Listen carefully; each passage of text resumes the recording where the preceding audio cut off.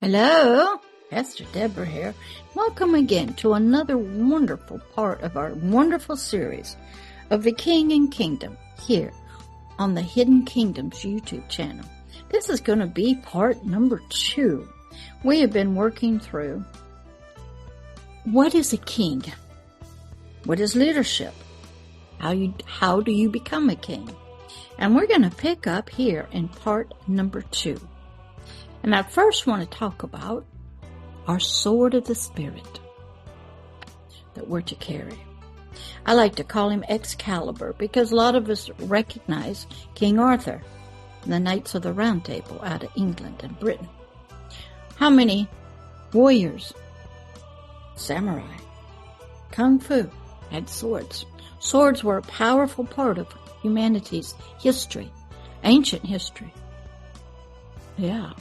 So let's talk about what it means to be a king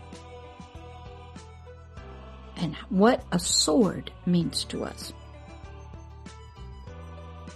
Why do we need a sword? What's the sword about? And we're going to use the example of Excalibur to help us.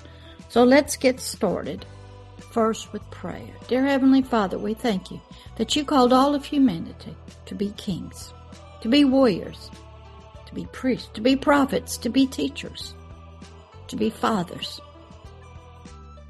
out in the realm of the Spirit where you are.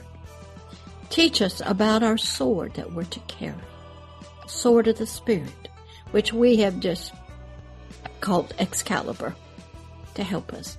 Father, be with us. You showed us this in movies about Julius Caesar.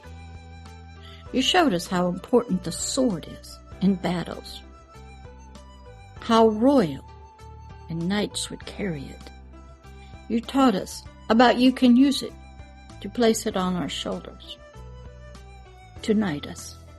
Father, the sword is important.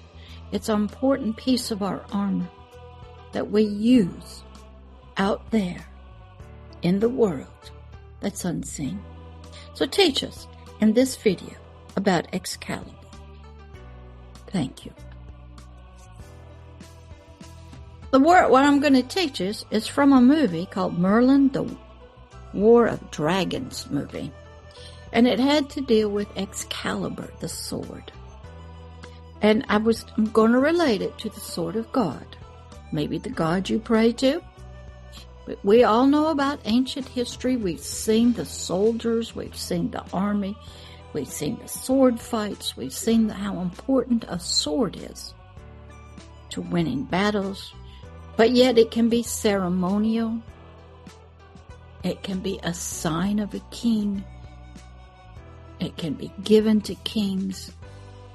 It is a powerful piece of our armor if you find yourself in a kingly position or you're doing battle, even in your dreams. The sword is an important part. So number 1, out of this movie, the sword was forged and created by its creator. I didn't make the sword. Before man even existed.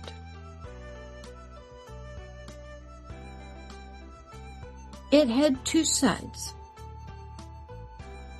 of the sword. They were sharp, beautiful, elegant. And we're taught from this movie that a particular sword, Excalibur, it could cut through the hide, the skin of a dragon. Many of us are fighting dragons in our sleep in the world, but we don't know it. We feel the flames and the winds of its mouth and its breathing on us. A lot of movies out there about dragons. You need to go watch them. Number 3. The blade can blind the eyes of its enemy if it's sharpened and polished. And you'll see a lot of the soldiers just always polishing, cleaning, sharpening, even with just a rock. The edge of the sword, wiping it clean, getting it ready for battle. Number 4, Excalibur. Its handle may be very plain, may be very decorated, but the blade was always sharp, clean, ready to do battle. Number 5, while holding the sword of the Spirit, Excalibur, sort of speaking, one will feel its power, its strength coming into your arm. A lot of people will take that our words are as a spear, the sword of the Spirit. We speak, and we can cut, and we can kill with our own words. Now that's a study. When you get hit by a sword, whether it's words or a real sword, you can be injured and you have to be healed. In many religions and faiths, we're taught the power of our words. They can bless you or curse you. They can give you life or death, all from your words. Politics is what they call the bloodless sport. It's a sport. It's all with words. The sword of the Spirit can come right out of your mouth, and it can cut, kill, injure other people by just what you say. Number 6, this blade of Excalibur, this blade of the words of your mouth, have great power. Life or death, blessings or curses. You have to learn how to wield it. You can kill or protect. You can anoint. You can bless. It's a ceremonial sword, but it's a death instrument as well. But it can be used to protect, save and rescue, to kill, maim, destroy. You got to study swords, the words of your mouth, your thoughts that come through your mouth. Number 7, the rewards of a sword can be just. In the right hands, your words can be powerful instruments of life, of healing, deliverance. It can bring life to a nation. Most of us don't have real swords and seem to do real battle anymore. But the sword of the mouth can bring life or death to nature, to people. When you pass a law in politics, government, rules for business, that's coming from here, out through your mouth, out through your hands. Life or death, blessings or curses. And a nation will reflect its leader, its king. I see that all the time. It's very easy to spot what kind of heart you have, what kind of sword you are wielding through your words. A sword can reward the just, the righteous. It can bring blessings to a family, can raise you up, can acknowledge you. You'll see still in some kingdoms, people will come before the king, they will kneel down. That's in honor and respect. Believe it or not, earthly kings are a shadow, a representation of the heavenly, godly king. We have to have some images. We have to have some examples of how we're to act spiritually. And you'll see them. The king will take his sword, or a queen. We've had lots of wonderful queens throughout history. They will take the sword of their office, tap the shoulders, tap the head, and they will bless them, anoint them, give them titles, give them recognition and honor through the sword. The sword is an extension of the rulership of a nation. A sword can destroy the unworthy. In battle, maybe, through your words. They're sharp. Number 9. When the sword, Excalibur, we're still calling it, is removed from its scabbard, it will reveal who you really are. The blade will light up with light if you're righteous, and it will not light up if you are not righteous. Power will go into it. It could be a blade, though, that you're filled with lust and greed and hate. It's all about me and what I want, or my family, or my faith, or my ancestors. Not about what the God you pray to wants. Not about other nations. The sword will reflect the light of your spirit, the light of your soul, when you hold it. And that's the same true as your words. Your looks, your nonverbal communication comes out through you. Your soul and your physical body become the sword of your spirit out into the earthly world. And you, your soul, your physical body, becomes one of light, truth, and righteousness and justice for all of humanity, for all of nature, to defend and protect, or it's one of greed and death and lust, pride and arrogance and unrighteousness. Sexually immoral, following traditions and cultures. And the blade never lights up except in darkness. Number 10, for Excalibur in your hands, if you are unrighteous, Excalibur will make you pay the price of not being worthy. Many tried to pull the Excalibur out of the sword and the stone. Couldn't do it. Excellent movie to watch is The Legend of Arthur. A lot of great movies about it. People tried to pull it out of the stone, but only one young man could do it, the righteous one. So you might have never held a sword in your hand, never used your words to heal people, deliver nations, speak righteous judgments. You've never laid your hands on somebody and blessed them. Your words are only curses and of death, destruction, lust, greed, trying to protect yourself, what you have, with no concept of what's really happening. Number 11, when you are not righteous and you are not chosen and your heart is not right and your spirit is not right, Excalibur will never be in your hands. Your words will never bring life to others.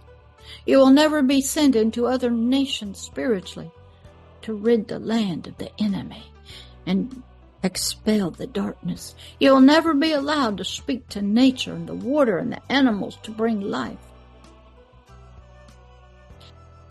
You will be unusable to the creator, the designer of Excalibur, the sword of the spirit. You'll be serving a God and a creator, but not the one of righteousness, not the one that loves nations, people, and women, and righteousness and justice.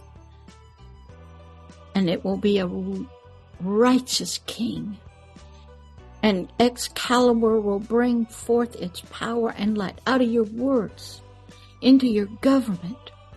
When you stand, there'll be a light around you. People will be in awe of you.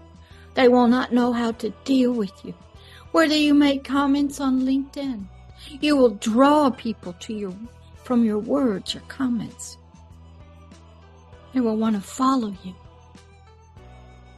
They'll want to talk to you, but maybe they can't, so they'll find some other way. Excalibur is your words. It's the light. It's the sword you carry by the Creator. to bring forth freedom to nations. I'm going to tell you a secret. I just went on a spiritual mission to 2 nations to free it of darkness, ignorance, and to put a king on the thrones. It was not for me to be the king. I was his sage, his priest, his prophet. I stood next to him as his queen, but he sat on the throne. In other nations, the god of Excalibur might put a female to show the enemy that women can rule. We know about Queen Elizabeth I, Queen Victoria in England, Elizabeth II in England. Mighty women have been rulers over nations and people and armies. Don't you ever count out a female biologically or spiritually. When God wants them raised up to take a nation and to help the women and children and to show the enemy that you cannot hold a woman back, God will use a woman. So you be encouraged. Do you carry Excalibur? Does he come out of your mouth? Can you wield the sword of the Spirit and bring blessings? Or do you have another kind of sword that brings death and destruction and does not care for life, but it only brings lust and greed? Are you thinking of other nations or just yours? You, your family, holding on to power and not willing to give it away. You cannot have anything more till you give away what you already have. And you give up what you want in the natural. Whether it's marriages, sex, money, till you can let it go and desire what the creator of Excalibur wants. A world filled with light, joy, and peace spiritually. And the enemy, the darkness, the slave masters, the taskmasters are dispelled. And new life comes to people and nature. Then you will be wielding Excalibur, the sword of the Spirit, created by its creator, for your hand, the King, that he has anointed out of Genesis 1:26 through 28. All of nature would bow to you, that you would carry all authority and dominion on earth for the kingdom of heaven, the kingdom of paradise, that you would be a mighty one against unrighteousness, wickedness, lust, greed, unrighteous business practices. You would help free women and children from abuse, trafficking. You would sit on a throne with righteousness and light guiding you. So, do you carry Excalibur? Are you worthy of having it? Are your words ones of life and blessings? Can you speak to other nations and to nature? Can Excalibur reveal its power and glory through you so that nations are set free? That's my question to you in this wonderful teaching of the King and Kingdom series. We'll continue and we'll pick up in more. There's so much more to learn about being a king, how important your words are, about Excalibur, the sword of the Spirit, and how you're to be. Need a lot of training, young one. Whether you're a male or a female. King just means ruler.